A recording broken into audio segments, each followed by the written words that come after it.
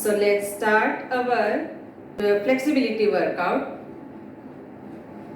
આ રીતે તમારા બેલ્ટને પકડી લો. સૌથી પહેલા આપણે કરીશું નેક રોટેશન. તો રાઈટ થી લેફ્ટ 1 2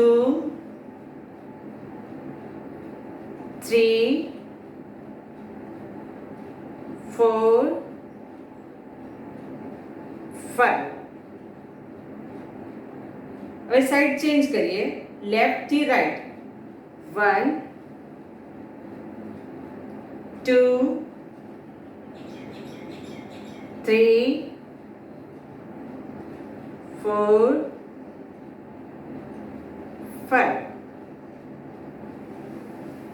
નેક માટે આપણે બીજી એક્સરસાઇઝ લઈશું. Side by side right left 2 left 3 left 4 left 5 left.